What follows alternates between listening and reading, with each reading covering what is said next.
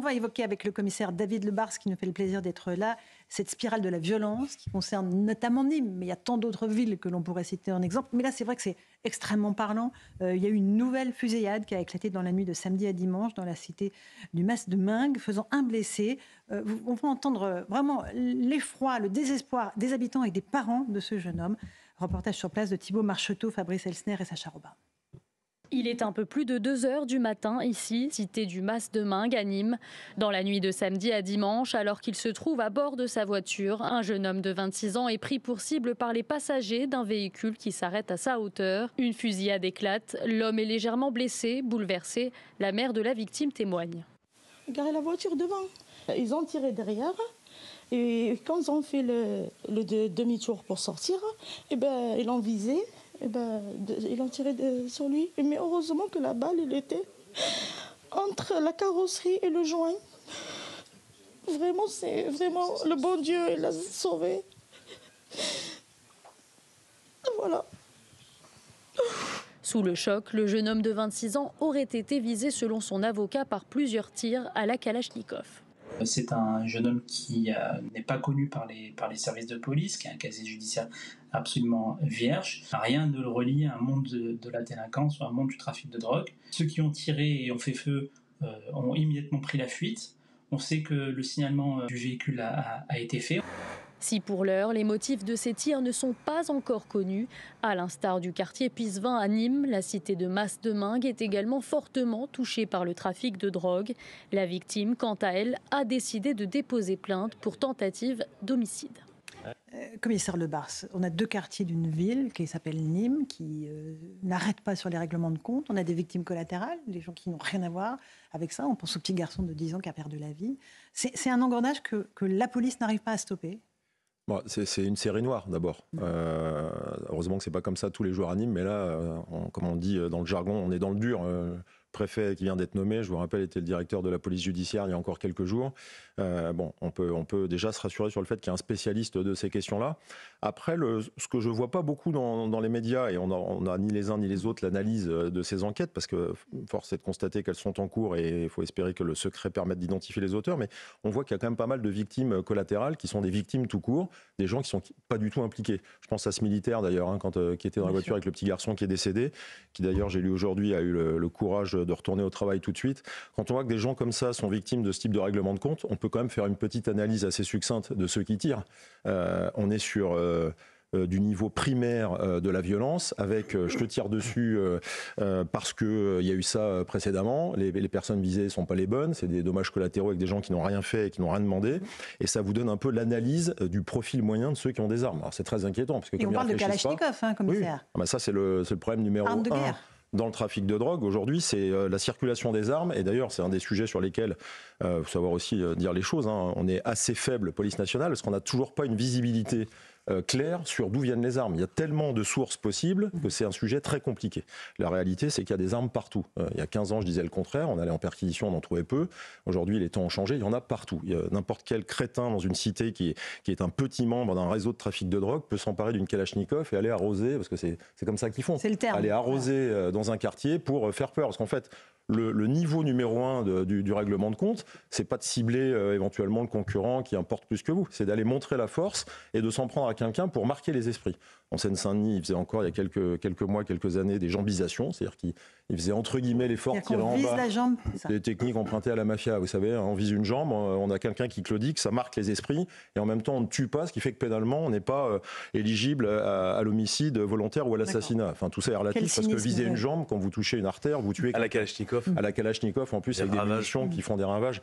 Ce qui est très inquiétant, et moi c'est mon regard de policier, mais peut-être que je me trompe, mais il y a des victimes collatérales. Je pense que le niveau des auteurs de tir est un niveau primaire, petit trafiquant orgueilleux qui veut montrer la force. C'est en même temps les plus dangereux, parce qu'ils n'ont aucun niveau de réflexion, ils sont capables de passer à l'action à n'importe quel moment, donc c'est extrêmement dur à juguler. Puis après, il y a le sujet de ce trafic de drogue qui est une pieuvre gigantesque avec des tentacules multiples. Les annonces de Gérald Darmanin, que j'ai suivies de près, sont importantes, parce qu'il a fait à la fois le court terme, le quotidien, la visibilité et le long terme, mais il y a tant d'autres sujets. Les armes, l'argent, Moi, je trouve qu'il y a quand même une faiblesse dans le discours politique. Hein. C'est pas une leçon, parce que j'ai pas moi-même la solution, mais c'est quand même le niveau international. Qu'est-ce qu'on fait de l'approvisionnement du cannabis quand on sait que 80% de la production mondiale vient du Maroc? Et est-ce qu'il n'y a pas un aspect législatif à revoir pour passer des livraisons surveillées qui sont, entre nous soit dit, extrêmement contraintes? Il y a d'ailleurs une affaire qui va être audientiée bientôt aux assises qui avait mis en cause l'Octrice, l'Office des stupéfiants et son chef. Est-ce qu'il ne faut pas finalement se donner les moyens d'aller prendre plus à la source et de donner plus les moyens, faire des livraisons contrôlées, accompagnées? C'est un sujet de réflexion globale, mais si on attend des policiers sur le terrain, excusez-moi, de résoudre ces problèmes de trafic de drogue, on en a pour des générations avant de tarir le problème. J'ai encore une petite question sur les armes avant de passer la parole à l'avocat. Quand vous êtes venu sur les émeutes urbaines, vous nous avez dit ces armes de guerre, les vrais dealers ne les ont pas données aux jeunes pour qu'ils attaquent la police. Or, ils s'en servent entre eux pour les règlements de compte. Là, ils les sortent, les armes de guerre. Ouais. Il y a eu quelques exhibitions pendant les émeutes, de la démonstration de force, tirée dans les caméras de vidéoprotection, etc. N'ont pas tiré à l'arme de guerre sur les policiers. Moi, je faisais partie des très inquiets, des pessimistes qui redoutaient que ça arrive. C'est encore une fois l'analyse qu'il faut avoir pour différencier les tenants des trafics et ceux qui commettent les violences urbaines. C'est pas les mêmes personnes, c'est pas tout à fait les mêmes générations, c'est pas les mêmes motivations, fort heureusement. Et il faut espérer que tout ça reste cantonné à violences urbaines jeunes qui s'en prennent finalement au bien de tout le monde, y compris ceux de leurs propres voisins, et ceux qui tiennent le trafic. Mais ces armes-là, à un moment, elles sont tellement en nombre, elles sont stockées aussi dans des parties communes, dans des appartements réserves, dans des appartements nourrices. Ces armes-là, le danger, c'est qu'aujourd'hui, il y en a tellement qu'elles vont finir par arriver entre les mauvaises mains, entre ceux qui finalement sont capables du pire. Donc c'est un vrai sujet de réflexion pour nos actions policières. Maître Bovis, on a le sentiment, encore une fois, d'une impuissance. Une impuissance, et David Lebars parlait d'une faiblesse dans le discours politique, mais j'emploierais même d'ailleurs le terme de lâcheté, puisque certains responsables politiques, on le voit, et vous avez évoqué le cas du jeune Naël, évidemment s'empressent de parler à la presse et de partir dans des tribunes lorsqu'il s'agit de s'attaquer à l'État ou de s'attaquer à des symboles, ou du moins à la police, en disant que la police tue, mais en revanche, lorsqu'il s'agit de s'attaquer à des vrais combats, là sur le trafic de drogue qui fait des morts directes mais aussi indirectes par le trafic et donc par les consommateurs, là les responsables politiques on ne les entend plus. Mais comme d'ailleurs certaines personnalités, on a toujours certaines personnalités, c'est toujours les mêmes, vous savez, qui arrivent. Certains acteurs, certains sportifs professionnels qui viennent sur les réseaux sociaux se répandre de leur bonne morale pour dire que justement la police tue, que l'État ne fait rien pour les jeunes, etc. Mais lorsqu'il s'agit justement de parler à ces jeunes qui sont embarqués dans des trafics de drogue, parce que vous savez, le trafic de drogue aujourd'hui, donc on a les narcos, les pseudo-narcos, mais aussi après on a des jeunes qui sont recrutés pour faire le guet, pour faire des petits boulots. 8-10 ans même. 8-10 ans. Alors quand j'ai des petits boulots, attention, petits boulots sur la taille, mais très bien rémunérés puisqu'ils arrivent comme ça à les attraper. Là, en revanche, ces personnalités, on ne les entend plus. On ne les entend pas. Et c'est là où je parle du coup de lâcheté. Parce que quand il s'agit justement de s'attaquer à un vrai morceau, quand je ne veux pas dire vrai morceau, en tout cas à un sujet conséquent, là, on recule et on ne fait rien. Entièrement d'accord, Louis Dragnel. Non, mais je suis d'accord avec ce que vous venez de dire. Je pense qu'il faut rappeler davantage que tous les jeunes qui sont tentés par une implication dans le trafic de drogue, leur avenir, il est extrêmement simple. En fait, soit ils terminent en prison, soit ils finissent tués avant l'âge auquel on doit mourir normalement. Enfin, l'avenir est quand même extrêmement limité. C'est-à-dire que la notion d'appât du gain dont on parle beaucoup, elle est à très court terme. Et puis dans une vie compliquée, où vous êtes complètement dépendant du trafic de drogue, vous pouvez... cet argent, vous ne pouvez pas en faire grand-chose. La deuxième chose, et qui est très importante, c'est ce que vous avez évoqué tout à l'heure, David Lebars, c'est sur le volet international. En fait, le trafic de drogue auquel on est confronté aujourd'hui n'a rien à voir avec celui des années 80-90. Déjà, la drogue en elle-même n'a rien à voir. Maintenant, c'est des quantités énormes de cocaïne. Quand on voit ce qui s'est passé juste avant l'été, où il y avait des ballots de cocaïne qui débarquaient sur les côtes, la côte d'Opale, en Normandie, dans le Cotentin. C'était pas des ballots... On les retrouvait sur la plage. C'était pas des ballots de 5 kilos. Parfois, il y a eu un arrivage 1250 kilos de cocaïne. Non, mais je ne sais pas si vous vous rendez compte des proportions que ça prend. Et en fait, la difficulté, c'est que, oui, à très court terme, c'est important d'envoyer du bleu, de faire des opérations de police, mais là, ça, c'est pas la solution structurelle.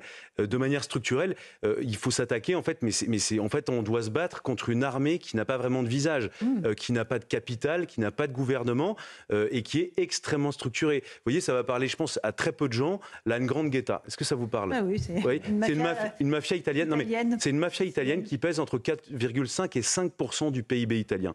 Et eux, ils sont capables en fait d'acheminer de manière extrêmement sécurisée tout le trafic de drogue, une grande partie du trafic de cocaïne, entre Bogota, en passant par l'Afrique de l'Ouest. Et ensuite, ils utilisent les flux de migrants pour arriver en Italie, où se trouve au sud, en Calabre, en Italie, tout le siège de la Ndrangheta. Et ensuite, c'est cette cocaïne qui arrive et qui est injectée partout en France et en Europe. Et je pense qu'en fait, ce qu'il faut, c'est mener des vraies opérations, pas uniquement de police, mais d'entente internationale, d'investigation internationale, pour mettre à bas toutes ces mafias qui ont un pouvoir considérable. On a passé la saison dernière à le dire, qu'il fallait une initiative au niveau international. Visiblement, ça ne fonctionne pas, David Lebars. Il y en a un pourtant. Oui, mais c'est compliqué. Sur les laissez-passer consulaires que sur le trafic de drogue. Je n'ai pas entendu... Pour avoir une vision objective, on peut regarder chez certains pays ce qui a été tenté par le passé. Il y a eu des échecs retentissants sur le trafic international. C'est extrêmement compliqué. Il y a eu des retournements d'agents infiltrés qui ont été retournés par les pays producteurs. Il y a eu des tentatives militaires avec des bombardements. Donc le vrai sujet, je crois, c'est peut-être plutôt quand même sur la capacité de donner juridiquement aux services de police, pas que français d'ailleurs, parce que c'est un sujet européen, international, il faut raisonner européen, ce qui va être déjà plus compliqué, c'est quasiment d'aller dans la provocation, c'est-à-dire on sait qui vend, enfin, on sait où ça se vend, on sait à peu près comment ça peut se faire, et de faire en sorte de saisir avant que ça arrive, c'est-à-dire d'aller provoquer, alors ce terme-là est un peu provoquant pour le coup, c'est le cas de le dire, ou peut-être choquant, parce qu'aujourd'hui on parle de livraison surveillée, mais livraison surveillée, je veux dire, dès que vous avez, je vais simplifier, un policier qui emballe un ballot de cocaïne ou qui sera au volant d'un camion, on est au-delà de la livraison surveillée, on est dans le trafic, et on a des mises en examen de nos policiers qui pourraient se livrer, je dirais, à cet écart qui serait commis. Ce qu'il faut savoir, c'est ce qu'on veut. Si on sait que la cocaïne est produite à tel endroit, que le cannabis est produit à tel endroit, si on veut se donner les moyens d'en saisir plus, si on en saisit plus, on va quand même tarir un peu plus la source. Puis après, l'autre sujet qui est un sujet de fond et qui est un sujet français, alors, j'en viendrai sur la consommation, bien sûr, on n'entend plus jamais parler de prévention. Très peu, on parle de répression, de police, de sanctions. Puis il y a le sujet de l'argent de la drogue. Quand on est policier, y compris à des niveaux intermédiaires, on sait maintenant ce que font les trafiquants de l'argent. Cet argent-là n'est pas suffisamment pisté et traqué. Il n'y a rien qui rend plus dingue un trafiquant que de se faire piquer son argent. C'est pire pour lui que de se faire piquer sa drogue. L'argent, aller taper au portefeuille. Et là, taper au portefeuille, le suivi des flux financiers, c'est encore un sujet sur lequel on peut largement progresser. Cela dit, sur les moyens, vous avez tout à fait raison. Tout à l'heure, vous parliez du trafic de drogue des années 80-90, mais on l'était déjà à l'échelle internationale. On se souvient de la French Connection, avec notamment un juge à qui on avait donné beaucoup de moyens, alors qui a connu une fin tragique, mais le juge Michel, avec qui on a donné beaucoup de moyens et qui a réussi à taper un grand coup quand même en France, notamment à Marseille, sur les réseaux justement de trafic de drogue à l'international. Donc on voit bien effectivement, et vous avez raison, que lorsqu'on arrive à donner, et ça relève du courage politique, à donner des moyens à la justice, mais au couple, police-justice, on arrive non pas à résoudre le problème, mais du moins à freiner considérablement le trafic de drogue. Après, effectivement, c'est un problème européen, puisqu'il faut que la France agisse de concert avec ses voisins. Il faut des moyens techniques considérables. Quand on voit le niveau de technologie utilisé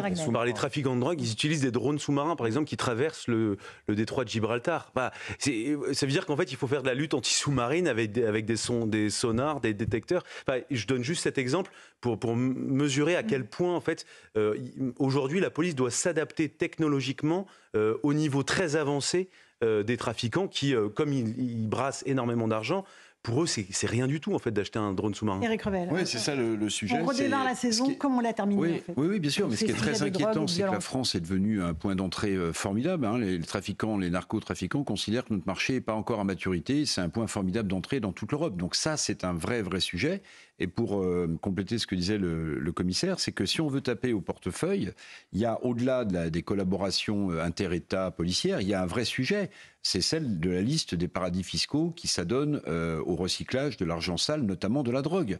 Or, on sait que certains paradis fiscaux, un peu partout dans le monde, le font. Très bien. Donc, si les États veulent vraiment s'attaquer au commerce international, je vous rappelle la déclaration de la procureure de la République de Paris, qui avait dit, attention, maintenant, les narcotrafiquants vont s'attaquer à l'État, aux représentants de l'État, un peu ce qui s'est passé aux Pays-Bas, ou en Belgique, pardon. Donc, il y a un vrai sujet. Que fait-on sur la liste noire des paradis fiscaux avec cet argent qui transite bien par quelques lessiveuses ? Ça, c'est un sujet. Un dernier mot, commissaire Lebars. Ce que vous dites, c'est que les policiers, on peut en mettre tant qu'on veut. En réalité, on est absolument inondé par la drogue. Il y a une forme, encore une fois, vous n'y arriverez pas tout seul, en tout cas. Non, mais j'aime pas les discours pessimistes. On n'y arrivera pas tout seul. c'est pas un sujet de police du quotidien. Il faut évidemment... Parce que les habitants n'en peuvent plus. Hein. Ah mais voilà, le sujet numéro 1, c'est que les habitants, le minimum, c'est qu'ils puissent se dire qu'ils peuvent aller dans leur quartier sans prendre des balles perdues. Ça, c'est la présence policière, c'est notre organisation interne, police, gendarmerie. Ça, c'est un sujet sur lequel il faut qu'on se remette en question. Les annonces de renfort de Gérald Darmanin sont logiques, il faut le faire. Et puis après, il faut peut-être regarder un peu plus finement la cartographie pour voir qu'aujourd'hui, une ville moyenne qui était autrefois tranquille ne l'est plus et ouvrir les yeux sur la réalité. Le trafic, là, on parle de Nîmes, on n'est même plus, je dirais, dans les arrières du trafic de Marseille. On a des villes qui sont aujourd'hui complètement gangrénées. Donc ça, c'est un sujet. Après, le sujet du consommateur, encore une fois, c'est pas tant le montant de l'amende que la facilité de taper au portefeuille du consommateur. Il y a tellement de de procédures pénales lourdes. Je vous avais parlé de l'amende forfaitaire délictuelle, mais quand vous tombez sur un mineur, déjà, ça ne s'adapte pas. S'il n'a pas sa carte d'identité, ça ne s'adapte pas. S'il refuse de signer, ça ne s'adapte pas. Il faut donner des moyens simplifiés aux policiers pour dégoûter le client. Le politique, là-dessus, n'a pas tort. Tant qu'il y aura autant de clients, on est le pays européen. Éric Revel disait qu'on n'est pas à maturité, mais on est quand même le pays européen où on consomme le plus de drogue. Donc, qu'est-ce que c'est de ne pas être à maturité si on n'est pas encore au niveau maximal ? Donc, on ne peut pas faire l'économie de taper sur le consommateur. Quand j'étais chef de district de Saint-Denis, on avait mis des dispositifs pour écœurer le client. Quand le client est écœuré, il ne vient plus. S'il sait qu'il va être saturé. L'écœurer, c'est-à-dire le contrôler, le contrôler. Il sort du quai de la gare avec son morceau de shit, il se fait taper au portefeuille. Sauf qu'aujourd'hui, ils ont trouvé la parade, ils livrent. Donc de toute façon, les trafiquants ont de l'argent, ont de l'ingéniosité. Certains sont très astucieux et s'adaptent. Donc tout ça, c'est un jeu du chat et de la souris qui est extrêmement complexe. Un tout dernier mot. Oui, et puis contrôler les consommateurs, c'est extrêmement difficile. Vous n'allez pas faire débarquer chez les consommateurs directement, parce qu'aujourd'hui, la drogue se consomme dans les appartements. Des policiers dans les appartements pour contrôler, ça relève de l'imaginaire. Donc contrôler les consommateurs, ça me paraît très compliqué. En revanche, il faudrait davantage de contrôle peut-être pour taper sur les consommateurs. Après, sur les effectifs de police, je ne sais pas si vraiment ça résoudrait le problème, tant l'autorité est défiée aujourd'hui et que la police n'incarne plus l'autorité. Du moins, on le voit d'ailleurs sur un autre sujet, mais très, très rapidement, sur les refus d'obtempérer. Il y a une multitude de refus d'obtempérer parce que justement, la police, la gendarmerie n'incarnent plus l'autorité. Et donc pour le trafic de drogue, malheureusement, c'est le même souci. C'est que tant que la police ne retrouvera pas cette autorité, elle ne parviendra pas, je pense, à résoudre ce fléau.